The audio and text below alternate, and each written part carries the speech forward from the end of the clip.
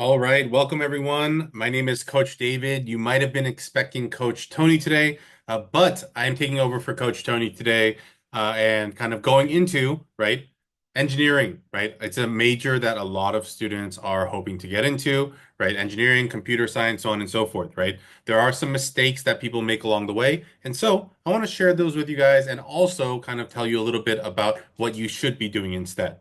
Okay, so it is right at 5 o'clock. It is Monday, May 12th.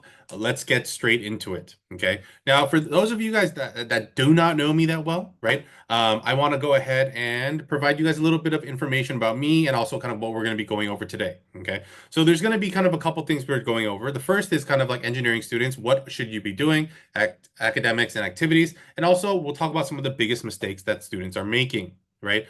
Now, if you want to kind of, see the replay or send it to your friends or those sorts of things, right? We will be posting this in our private YouTube channel. We will also be posting a quick post on Facebook. If you guys respond to that, our team will make sure that you guys get this replay. Okay. But a little bit about me. I'm a former college and law school admission reader, right?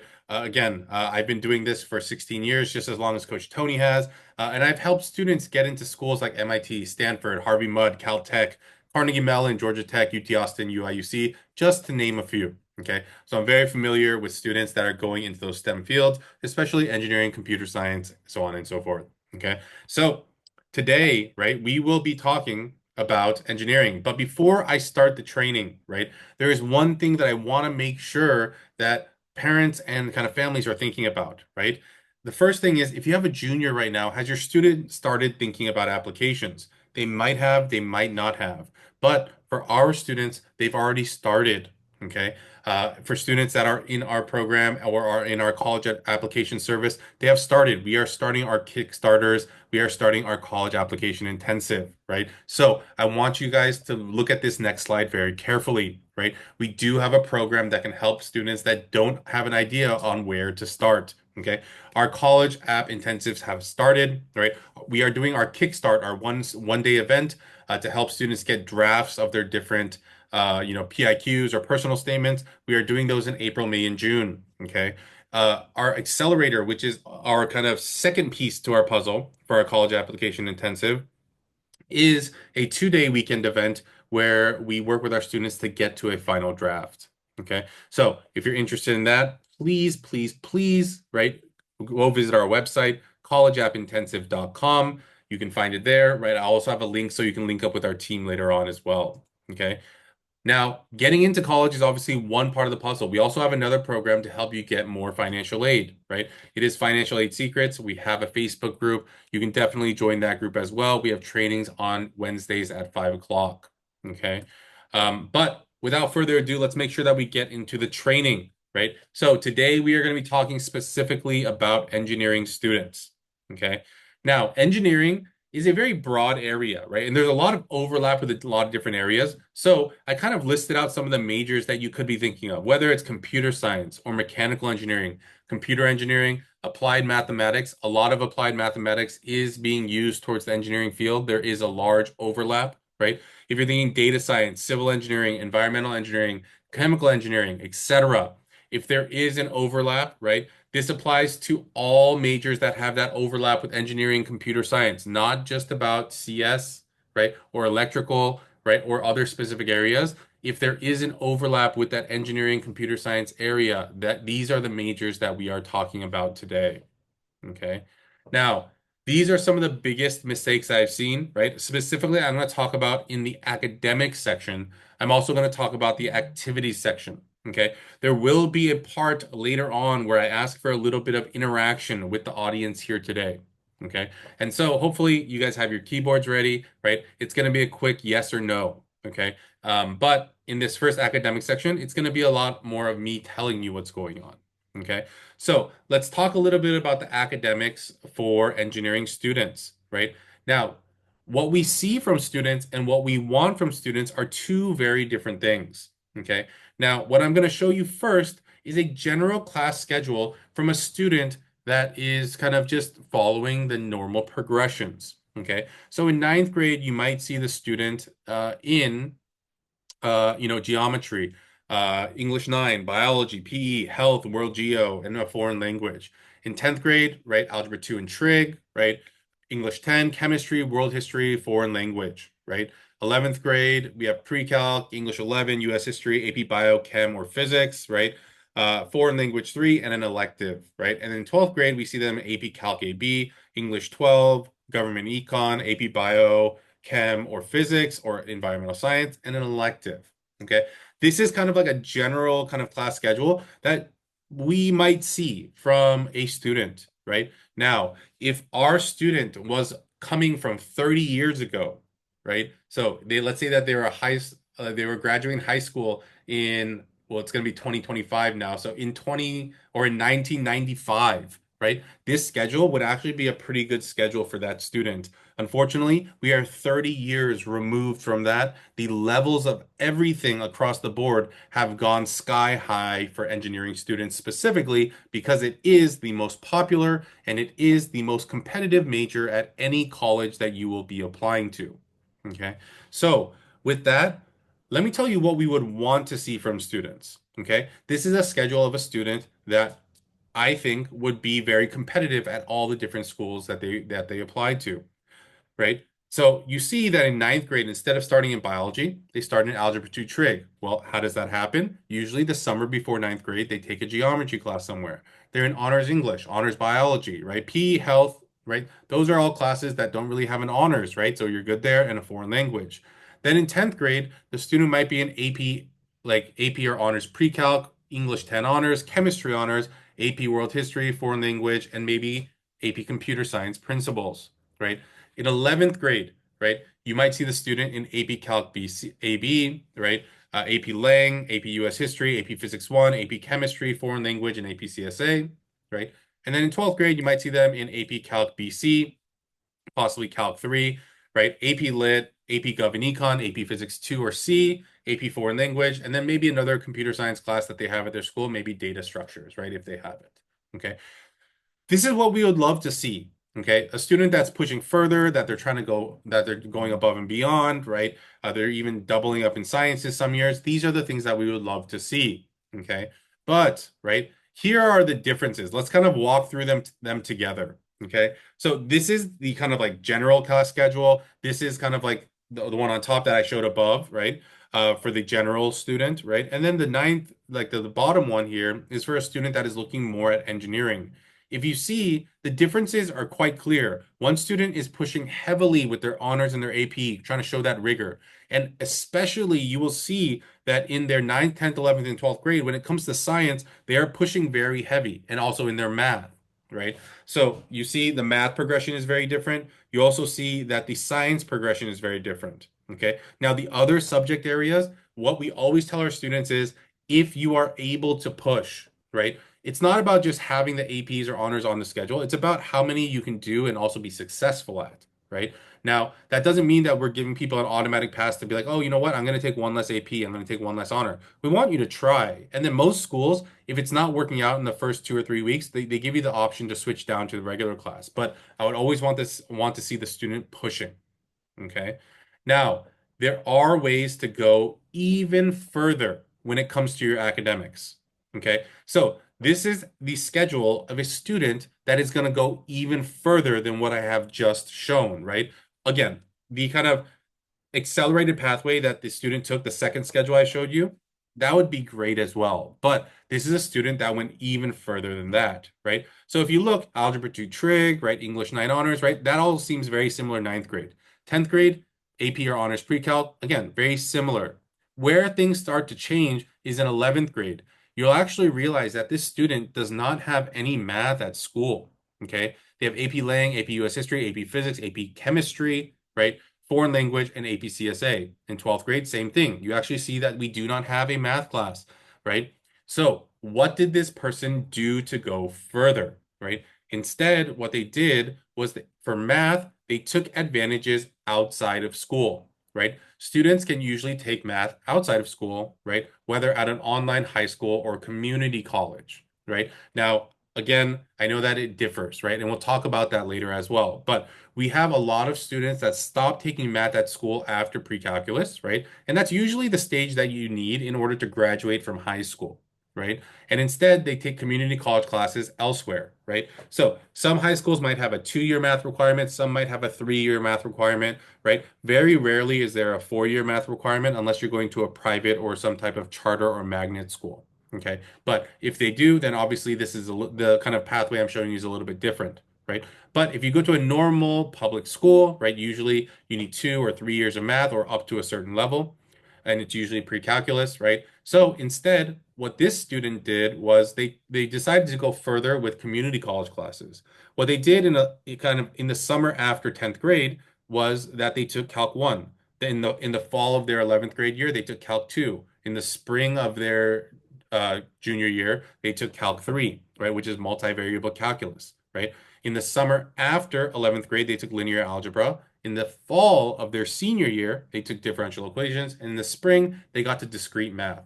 Discrete math is usually the last math class available at the community college. But if we look at what this student did versus other students at their school or high achieving students at their school, they went 3, 4, 5 math classes higher than where other students got to. Okay, so again, we're going above and beyond. Engineering, computer science students, unfortunately, do have to go above and beyond to show that they are competitive. Okay, so that's how you can go further in math. Okay, if you have questions about that, you can definitely reach out if you're part of our coaching program in your Discord channel, right? Or support channels. And if you're in our Facebook group, right, you can definitely talk to us, either in Facebook message, reach out to our team, whatever way you can get a hold of us, we can try to help you that way. Okay. Now, again, math is not the only area. You also want to think about science, right? So you want to take advantage of outside opportunities here as well, right? So students can also usually take outside science classes, whether it is at an online high school or community college, right? But here is the one difference between math and science, right? If it's an AP level science course, we do suggest that you take it at an online high school instead of a community college because of the way that it is perceived and what is actually learned. What I mean by that is that your general biology class at the community college is very like your ninth grade biology class that you take at your high school, right? There are even high schools that say if you fail your ninth grade biology class, one of the ways that you can make it up is by taking the general biology class at the community college. So it's not seen as the same level as an AP course. Now, if you take it there, will you be given kind of like a weighted or like a higher rigor GPA? Yes, you will, right? But the way that colleges understand it is a little bit different. So we do suggest that if you're going to go into an AP Science, you do it at a online high school, right? Instead of community college, right? Now, if you are an engineering or computer science student, right, one of the areas that students need to be pushing for heavily are those physical sciences, AP Chem, AP Physics 1, AP Physics 2, AP Physics C, okay? These are the areas where we want to go a little bit further, okay? Now, a lot of you guys might be thinking, well, why do they need to be taking physics? Why do they need to be taking chem? All they need to know, right, especially for computer science, is they need to be a good coder, right? But AP Chem, AP Physics, right? Those classes, the physical sciences, they're very math driven, right? They're very logic focused, right? And so because of that, the colleges use these classes as a marker. And it's the same thing with math, right?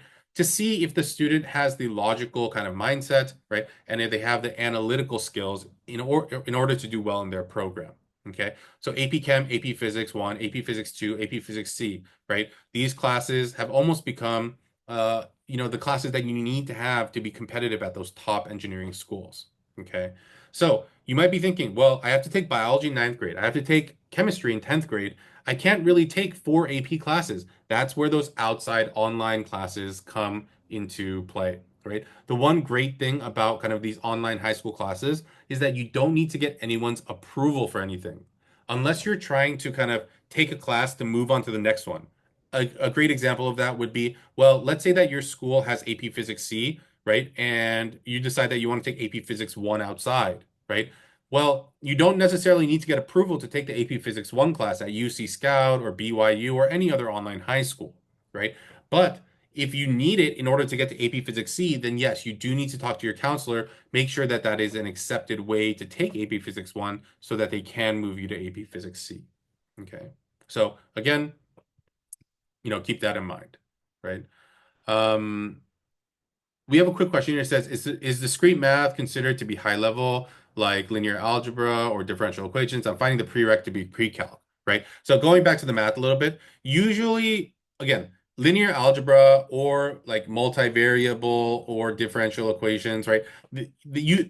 After you take Calc 2, you can take any one of those classes, right? But discrete math, like when you think about the progression of math classes and how kind of colleges set them up, they set up discrete math kind of further down the line, right? Because again, having an understanding of all the different math is going to help you kind of across the board. So usually what the progression is pre-calc, calc 1, calc 2, calc 3, right? And then linear algebra, differential equations, and discrete math at the end, right? That's how they kind of have set it up. But again, depending on the scheduling kind of situations, things like that, if you're not able to make it into, linear algebra, could you take differential equations or what is it?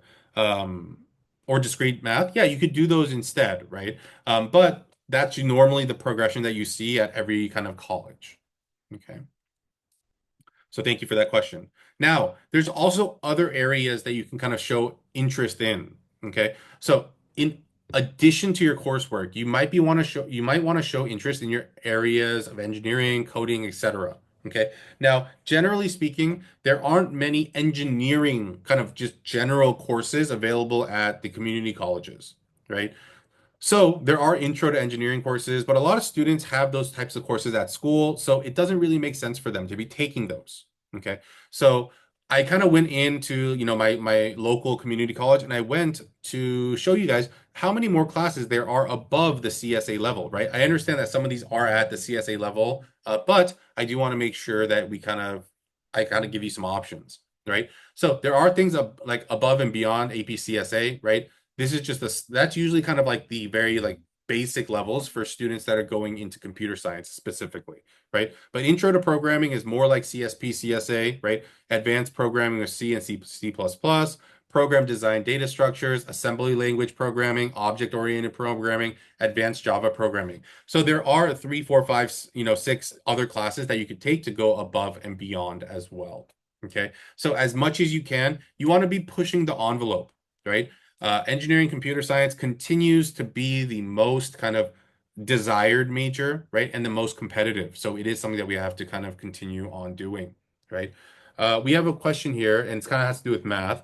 It says, to be competitive, is it enough to take multivariable calculus, or do I need to take linear algebra differential equations as well? Well, the question becomes, how much time do you have left, right? So if you're finishing up Calc 2 right now, and then you're going to be doing Calc 3 in the summer, well, why not do linear algebra and differential equations? If you have time, you should, right? If you don't have time and the highest that you're going to be able to get to is multivariable calculus, I understand, right? Um, some students, right, their high schools really restrict them or this or that, so on and so forth. But at a very kind of minimum, I want to make sure that we do get to multivariable, right? And that's for students that are kind of graduating kind of next year, class of 2026. If you're class of 2030 and we're not making a plan to get you further than multivariable because that is the average kind of math level that students are at right now for engineering computer science, then well, we have a problem. We need to be getting further. We need to probably be getting to linear algebra or differential equations. Okay. Because in 4 years from now, the kind of standard is probably going to be raised again. Okay. So keep that in mind there. Okay. All right. So, uh, oops. Mm, I don't know why we have that. Okay. There's another section, right? And this is another huge problem area, right? And this is where I'm going to kind of ask you guys for a little interaction in a little bit. So kind of get your keyboards out, right? So we're going to be talking about activities, okay? The first thing I'm going to do is let's say that there is a student and they took part in all of these activities: robotics, science fair, math club and team, engineering internship, STEM summer program, makerspace, competitions, coding clubs, hackathons, CAD club, science Olympiad. They did all these, like, I don't know, 20-ish different things that are on this list. Okay. Some of your students might be involved in some of these things, right? But here is the interactive part. right? If you think that this list above looks great, right? Type yes into the chat, right? If you think that this looks not so great, type no into the chat, okay? But look at these things, right? A lot of great things here. So if you guys think that this is a great list of activities, put yes, right? You can put it in the Q&A, you can put it into the kind of chat area, wherever you guys want to do it. Okay, so I see some yeses flowing in. I see some yeses flowing in the Q&A as well. Okay, so that's great, right? Thank you guys for doing that, right? So we'll just kind of give it a couple more seconds so that people can answer. So again, yes, if you think that list looks great. No, if you think that list looks bad. Okay. All right. So I have one no. I see a bunch more yeses. Um, we have someone that says yes, but not necessarily all of them, one or two, but doing good at it. Okay, that's great. Okay. All right. So yes, but too many. Okay. All right. So drum roll, right? In my opinion, right? There is something super critical missing, right? Now, you guys might be really surprised at what I think it is, right? But what I actually think it is volunteering and community service. Okay. There's nothing there, right? Everything there was about the student. I want to get better at math. I want to compete in math. I want to compete in science. I want to compete in physics. I want to do robotics. I. Okay. The biggest complaint from admissions officers about engineering students is that they are only doing things for themselves. Okay. Now, for families that have kind of talked with me, right? One of the things I always tell them is this exact thing, right? You need to be doing things, other things as well, right? Now, for lack of a better way to put it, the way that the admissions officers I've talked to have put it is that engineering students are selfish, right? But again, they're not saying, right? They're not saying that like the student is like greedy and selfish and they only think about themselves. They understand why students are doing it. Students are doing it because of the competition. They need to stand out. So they're going to more hackathons, they're going to more competitions, they're trying to get more awards. But, right, here's a really big piece of the puzzle that people are forgetting about. The whole point of engineering and the mission of an engineer is to make our lives easier and better, right? If a student cannot show that they have other people's kind of well-being and betterment in mind, at this stage in high school, how can the college believe that they're going to be an engineer that can go out and change the world for the better in the future? They cannot. Okay. So the biggest complaint, right? Again, I'm reiterating because I want people to understand. If your student is an engineering or computer science student, look at their resume. If it's full of AMC, if it's, and that's like AMC and hackathons and robotics competitions and this and that, but you guys see like 1 hour of volunteering a year, we have a huge problem. Again, the whole mission of like engineers is to make the world better. If you go to like the National Association of Engineers, you'll see that they're working on worldwide problems, getting clean water to, people that don't have it, making sure that internet is accessible for everybody, right? These are kind of worldwide problems that they're trying to fix, right? But if we're only focused on what our AMC math level is at, we have a problem. I have plenty of students that never did AMC, never did AIME, never did Math Olympiad, and have made it to the top level engineering schools. Okay. It's not about that. It's about what does this student hope for in the future and what do we think that they can change? Okay. That is what engineering schools are looking for. Okay. So, one of the things that we do to make sure that our students are special, right? And make sure that our students are kind of like making an impact in their community is our kind of passion project or our personal project. Okay. Now, one of the things that I always hear from engineering and computer science students when I ask them about a passion project or a personal project is one, I created an app.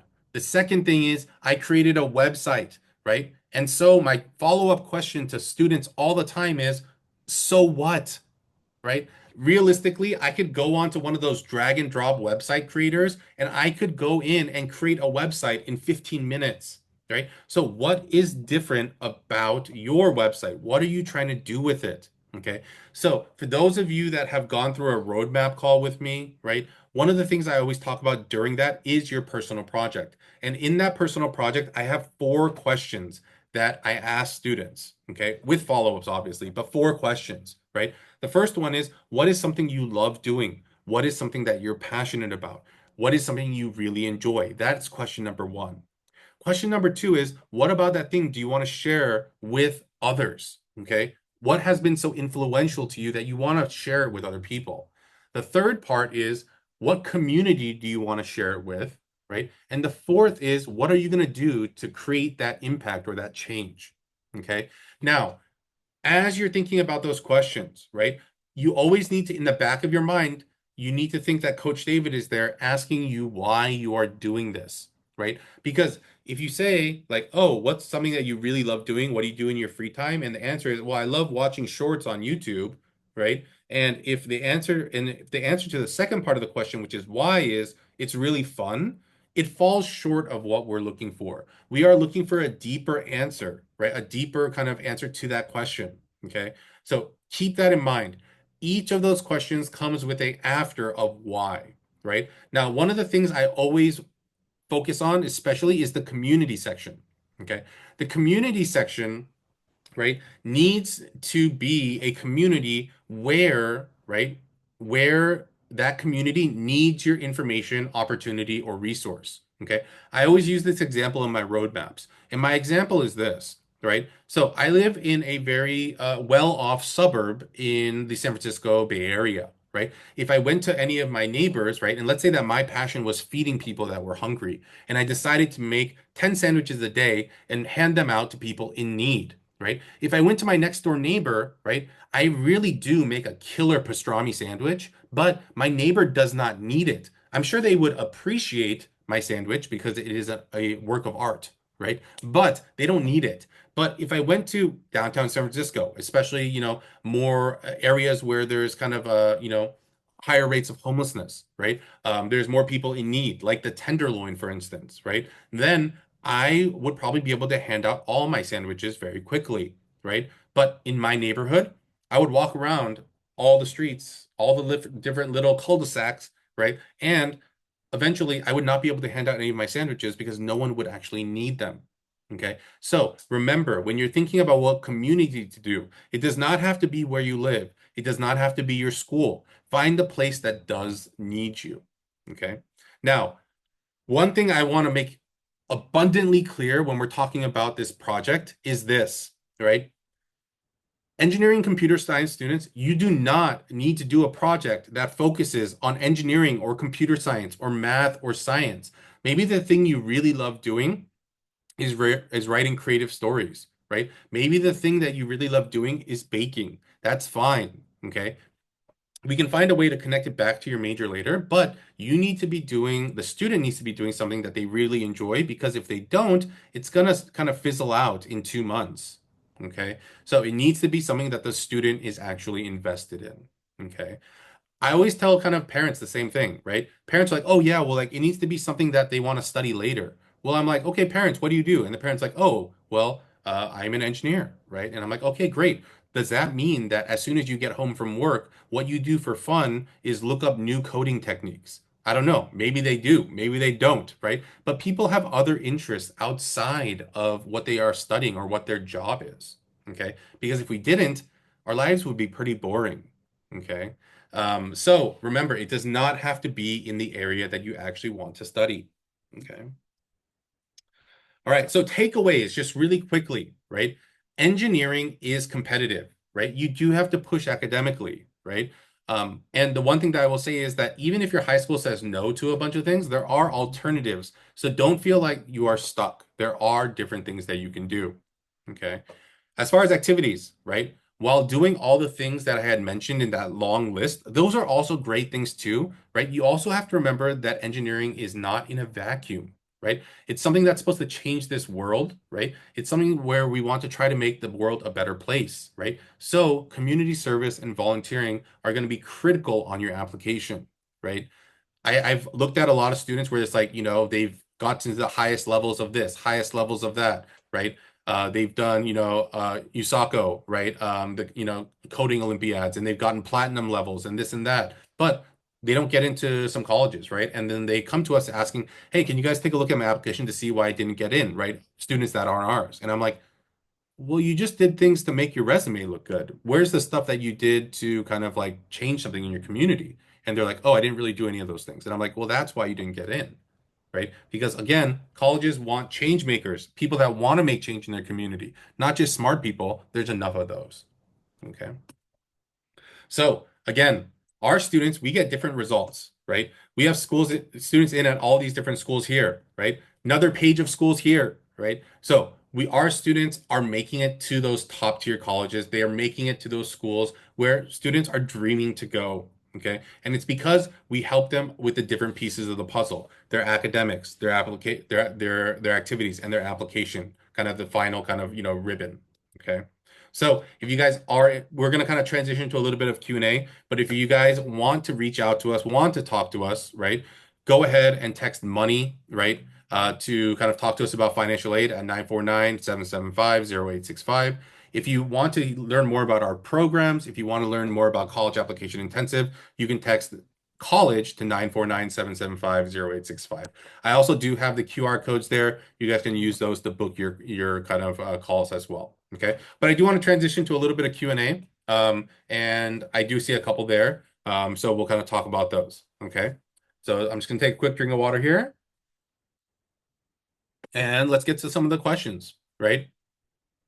So I answered the questions about linear algebra, and differential equations, things like that. I also answered about kind of like if you can get further. Yes, if you can get further past multivariable, that is going to help you again stand out, right? Be different than everyone else, right?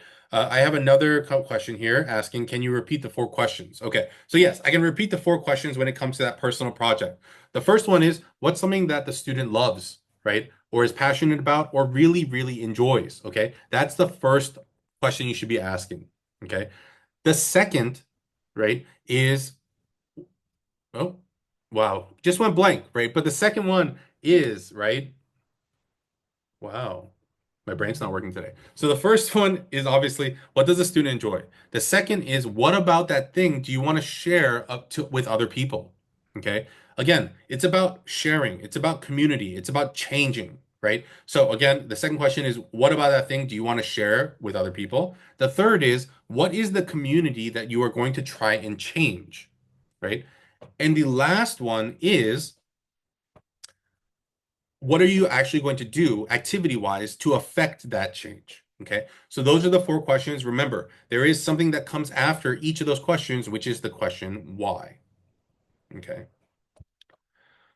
All right. So we have another question here. It says, how do you show a variety of interests while also demonstrating a spike and not look well-rounded? So again, the spike, right? I didn't coin it. It's something that has been used, but it is a very apt example, right?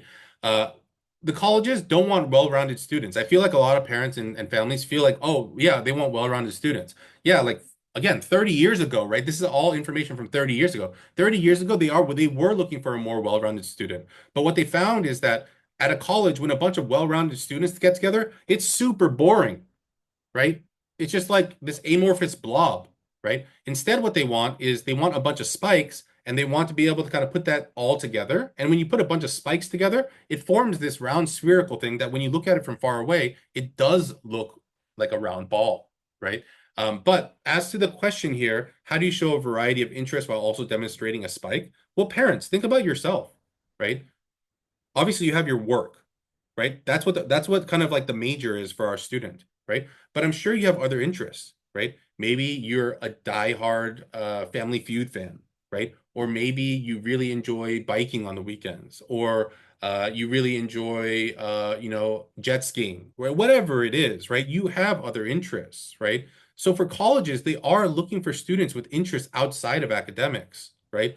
One of the things that colleges also kind of look out for is burnout. So if a student is just like, oh yeah, I'm really interested in mechanical engineering, I read mechanical engineering books on the weekends, I build projects on the weekends related to mechanical engineering and mechanical engineering, mechanical engineering, mechanical engineering.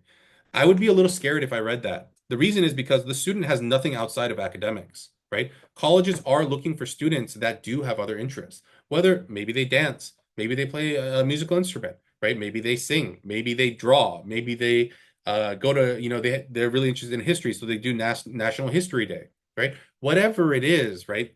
People have multiple interests, right? It's not that multiple interests make us well-rounded. It's just that there's a lot of different things that we do, and there's some things that we push really hard in, right? And that's what makes us a spike, right? So having a wide base does not mean that you can't get to a spike, right? It just means that you need to focus and prioritize a little bit better. Okay. All right.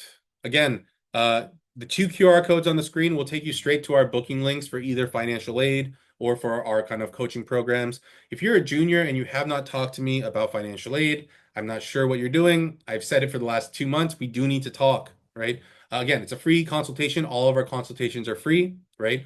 And if our services seem like they can work for you, then we'll tell you about them during that call. Okay. For our our coaching programs, again, if you have a junior and you guys don't really have a plan about what's going to happen this kind of upcoming, year, right, or this upcoming summer, right, this is probably a good time to talk to us to see if we can get you into a spot for a college application intensive. There's not a lot of spots left. We are actually sold out at a bunch of different locations and dates, so please do that soon as well.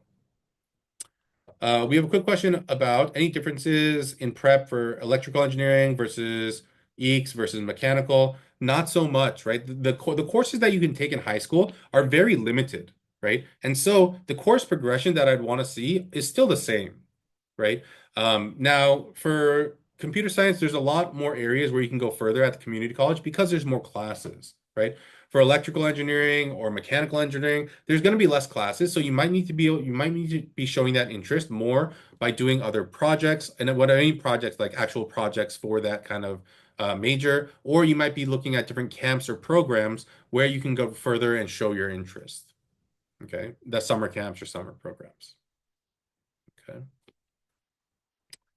All right, so I'll do a quick last call for questions. Again, QR codes are there, our phone number is there, right? Multiple ways to reach out to us. Okay.